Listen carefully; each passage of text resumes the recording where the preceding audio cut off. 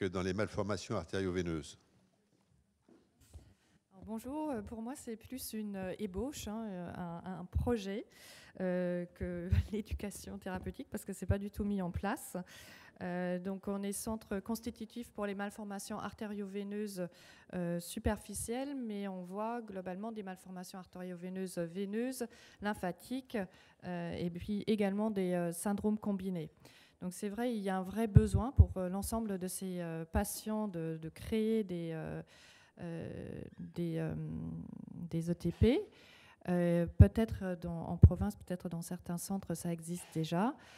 Dans l'idée, au fait qu'on a déposé également un dossier d'être centre coordinateur pour l'ensemble des anomalies vasculaires, et ça nous a fait réfléchir sur ce besoin d'éducation thérapeutique sur un plan national. Et vu que nous, en tant que centre constitutif, on a déjà eu du mal à avoir tous nos moyens, je me suis dit que peut-être ce serait plus simple de réunir les compétences, que ce soit médicales, non médicales, mais également les moyens, et de proposer peut-être des ETP plutôt sur l'ensemble du territoire pour qu'on puisse profiter également de peut-être déjà de collègues qui sont formés pour participer à ces différents ateliers.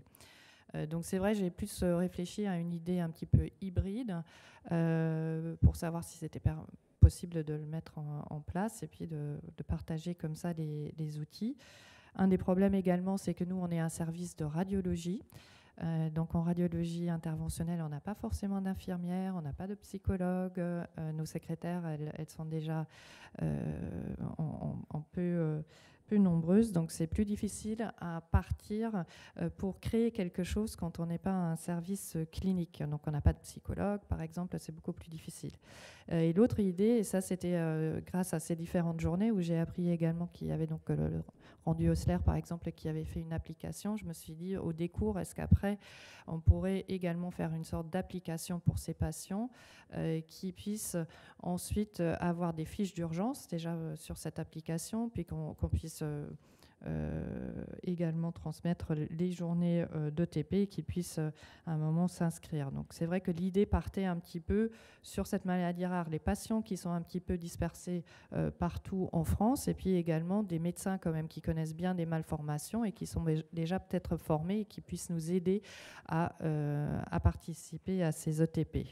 Alors on a réfléchi à un programme. Le programme est venu un petit peu sur les différents besoins qu'on voit en consultation, les demandes des patients. Donc c'est vrai, on avait pensé à un premier atelier peut-être pour leur expliquer sur la physiopathologie et puis également qu'ils aient ce besoin d'expression sur le vécu de la malformation.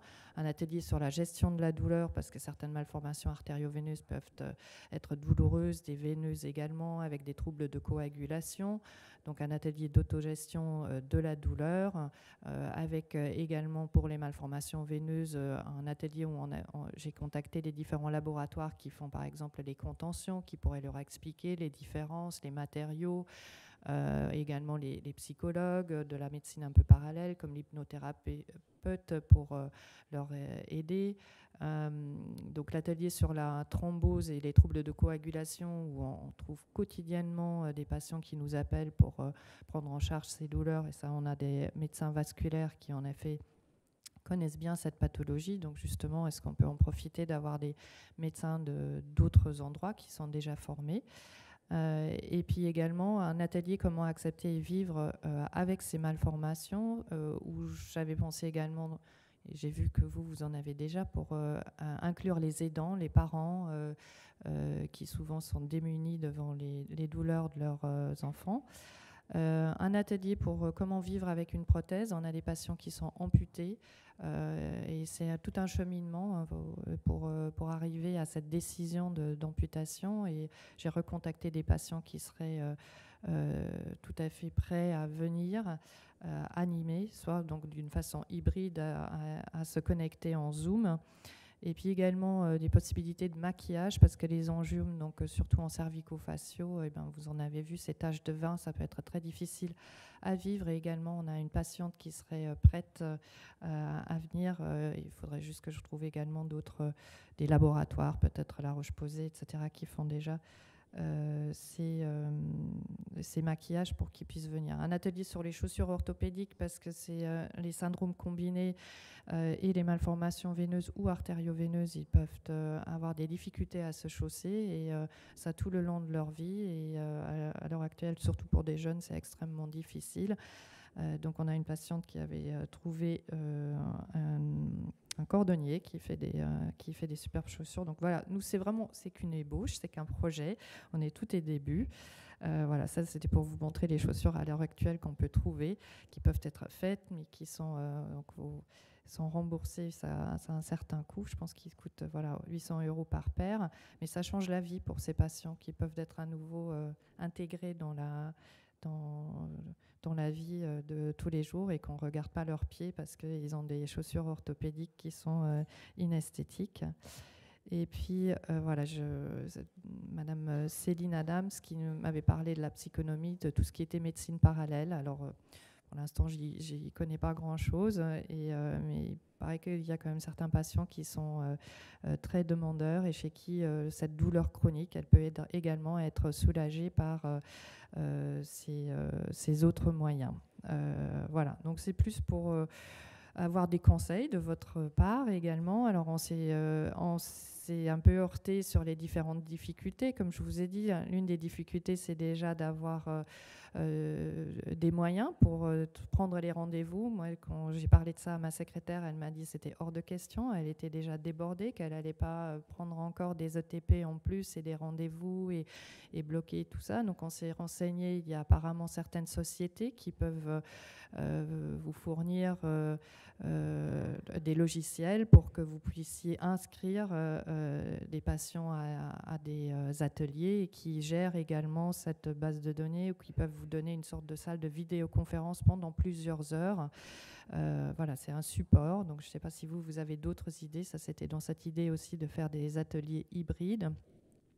Et ensuite, bien sûr, les heures d'ETP, c'est 40 heures. Je m'étais renseignée, c'est pas tout le temps dans l'année, donc c'est 2-3 fois par an, donc il faut quand même grouper ça. Il faut plusieurs médecins qui puissent être formés ou du personnel non médical. Voilà, l'idée, c'est de voir si à Montpellier, à Grenoble, visiblement, vous avez déjà tous des médecins qui sont formés, qui vont faire peut-être partie de notre centre de référence sur l'ensemble des anomalies vasculaires. Est-ce qu'il y a des médecins de chez vous qui seraient intéressés à participer et qu'on puisse mettre nos moyens en commun pour finalement pouvoir débuter ces programmes d'ETP? Voilà.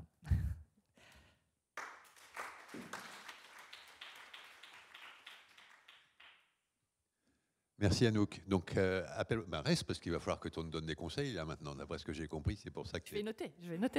Des conseils. Donc, moi, ma première réflexion, j'ai l'impression que tu es très seule. Oui, oui, c'est pour ça que je fais un appel. Pour avoir fait le programme d'éducation thérapeutique qu'on a fait à Paris, là, que je vous présenterai tout à l'heure, je crois que tu ne peux pas faire seul. Donc, il faut commencer par trouver du monde avec lesquels il faut travailler. Moi, ce serait ma première réflexion, mais je ne suis pas probablement le plus expert en éducation thérapeutique ici.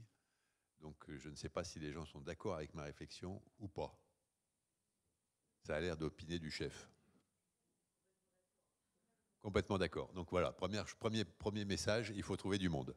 Donc c'est appel aux participations, d'après ce que j'ai compris. Et voilà, c'est ça, c'est des gens motivés parce que voilà. Après, c'est toujours pareil. Hein, quand on commence pas, fallait bien que je commence à. C'est très bien, c'est pas un reproche que je te fais. Hein. Non, je sais. Mais là déjà, je suis très contente. J'ai discuté avec Virginie, elle m'a donné de Toulouse des idées sur les applications. Il y a déjà des choses qui existent, qui sont mises en route visiblement à Toulouse. Donc je me dis voilà, plus on a de moyens, plus on discute, plus on communique, plus on va trouver des gens qui sont motivés et on peut mettre nos moyens ensemble. Hein.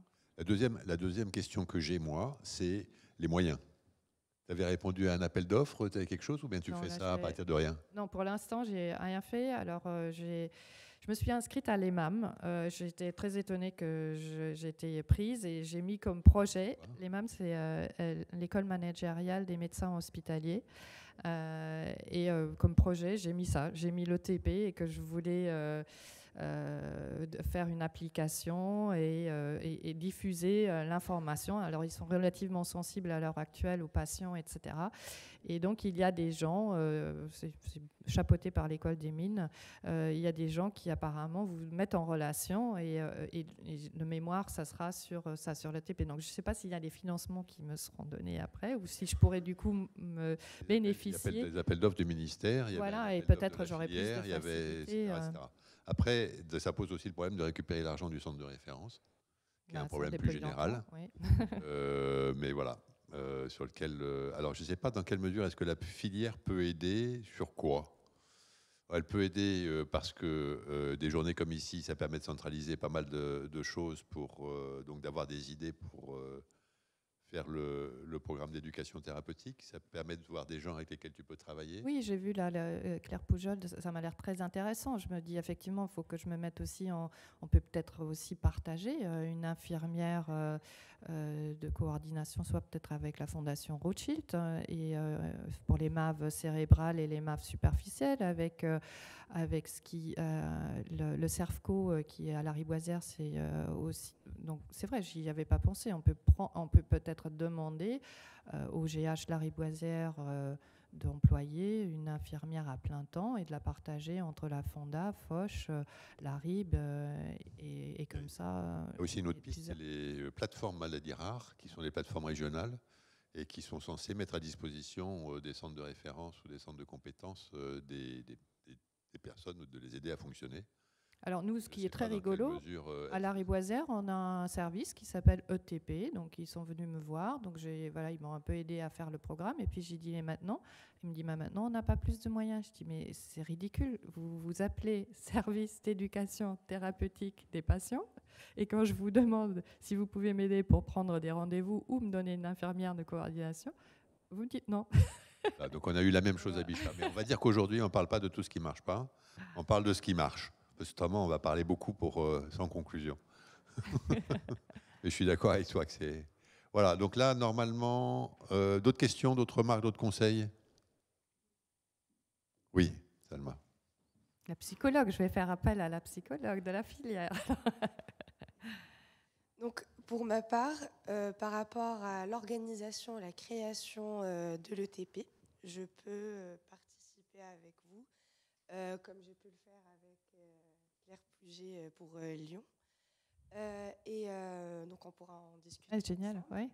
Et aussi, je voulais revenir sur le point que vous avez pu nous montrer aussi, Monsieur Saint-Jury, sur les groupes de parole, mais en visio. Il y a pas mal de réticences dessus, de ce que j'ai pu comprendre. Mais pour ma part, j'ai pu l'expérimenter avec Neuromav, notamment avec Béatrice et Nathalie, la secrétaire, donc présidente de Neuromav et secrétaire de Neuromav, et aussi avec l'AMRO.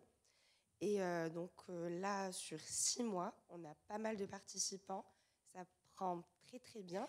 Et je vois que ça répond à une demande. Mais oui. La demande, c'est la demande, elle est... que les patients puissent partager leur vécu et avancer ensemble sur une thématique précise. Et on va dire que cette demande est totalement remplie. Donc que ça soit en visio, en présentiel, c'est pas l'outil qui importe, mais plutôt juste qu'on soit là et qu'on puisse répondre à ces demandes-là. Donc n'hésitez pas à aller sur la visio, sur ton groupe de parole. Super. Un petit commentaire là-dessus. Donc, on a essayé de faire ça avec la filière. Au début, toutes les psychologues qu'on a rencontrés étaient contre. Mais alors, contre. Franchement, ça ne marche pas, etc., etc., etc. Et puis après, on a essayé. Et je ne veux pas dire que ça marche complètement, parce que vu de l'extérieur, les nombres de personnes qui participent n'est pas encore majeur, mais j'ai l'impression que ça commence à mordre. Et l'expérience, le retour des gens, alors je ne sais pas s'il y en a les patients là, qui ont un point de vue différent, peut-être, peuvent témoigner là-dessus, sur ces groupes de parole qui ont été faits par la filière en visio. Et le retour que j'ai eu est très positif. Donc, il y a une forte réticence au début. On imagine que la prise en charge psychologique peut se faire de face à face et que c'est fondamental parce qu'il y a le langage du corps, etc. Enfin, vous connaissez ça mieux que moi. Mais en pratique, quand on le fait avec une visio, ça se passe pas mal. Donc, faites appel, si vous pensez que ça peut aider vos patients, aux groupes de parole qui sont mis en place par la filière. et qui sont amenés à se développer avec des thèmes qui sont ceux que vous voulez, etc. Donc ça, c'est un service fourni, donc qui existe déjà pour... Neuromav, l'AMRO, AFCED INSED et l'association Marfans. Voilà. Tristan. Faut que tu te mettes devant parce que comme tu parles souvent, j'en ai marre d'aller faire les allers-retours. C'est gentil. Non, je voulais faire un commentaire parce que du coup, on a eu le conseil scientifique de l'AFCED vendredi dernier et c'est revenu justement sur le groupe de parole.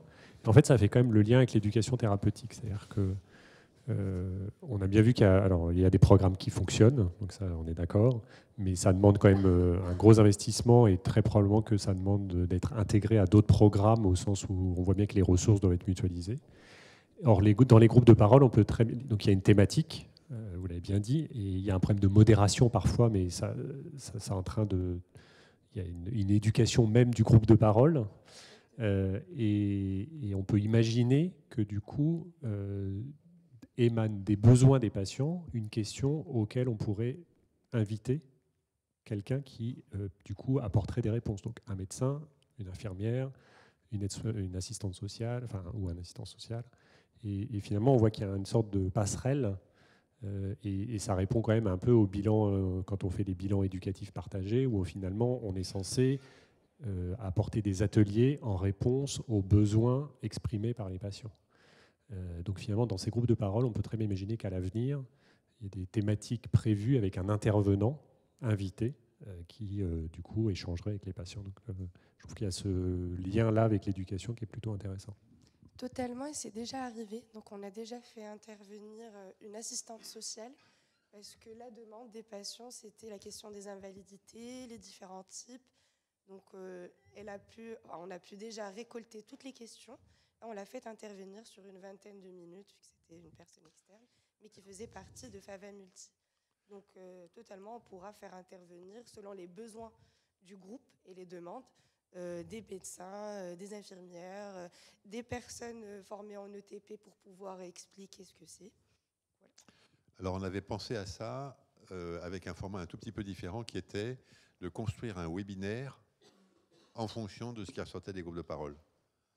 C'est-à-dire, puisqu'il y a aussi un sujet qui est important, de construire un webinaire. Mais ce n'est peut-être pas la bonne réponse parce que le webinaire, c'est moins interactif et les gens c'est moins privé. Et peut-être qu'il y a besoin que ce soit privé pour que l'information passe correctement. Mais il faut qu'on travaille ce point-là. Oui ? Je pense qu'en fait, pour répondre à ces différentes questions, y compris à la vôtre, par rapport... vous avez parlé notamment de TP hybride. Moi, je vais en parler un petit peu plus tard, puisque Guillaume voulait me challenger sur l'IETP. Mais je pense que vraiment, il faut avoir multi-cartes, multi-possibilités pour faire de l'ETP et pas rester rigide sur un modèle donné qui soit présentiel, distanciel, mix ou autre, et que les groupes de parole doivent participer à l'éducation thérapeutique globale du patient. Il faut simplement arriver à se coordonner pour finalement faire le lien entre toutes les formations distancielles ou présentielles que l'on fait. Et c'est comme ça que vous aurez de l'aide, je pense. En fait. Alors, non, normalement, on reprend à 11h après une pause. Il est 11h moins 5. Est-ce que vous voulez qu'on fasse... Stéphane avait encore un commentaire. Hein ? Stéphane avait un commentaire. Oui, je sais. Mais il va faire son commentaire. Mais comment est-ce que vous voulez qu'on organise la suite ? On se fait une petite pause après l'intervention de Stéphane de 5 minutes, qu'on limite un peu dans le temps pour ne pas être trop en retard, et puis on continue les présentations. Il y a quoi ? Il y a du café en haut en plus, alors donc ça oui, d'accord. Alors vas-y, après toi il y a le café. À nous, pour que ta situation que tu vis est difficile, parce qu'il faut que tu es seul à faire un programme, je pense que les premiers éléments pour commencer à fonctionner, c'est d'abord de savoir, de récupérer les besoins des patients. En interrogeant 10, 15, 20 patients, qu'est-ce qu'ils veulent savoir et qu'est-ce qu'ils veulent acquérir par le TP. C'est la première étape qui va être fondamentale. Alors ça, je leur ai demandé aux patients quand même. J'ai vu avec les patients quels étaient leurs besoins en consulte. C'est ce qui m'exprime au fait. Une fois que tu as fait ce travail, tu regroupes et tu priorises. Qu'est-ce qui te paraît à commencer par en premier, sachant qu'un programme, l'avantage d'un programme, c'est que c'est modulable dans l'avenir, tu peux l'enrichir et tu peux aussi éliminer les ateliers qui ne marchent pas, les modifier. Donc c'est très mouvant et très améliorable dans le temps. Mais il faut commencer petit pour pouvoir ensuite l'augmenter en termes de compétences, de savoir et d'intervenants.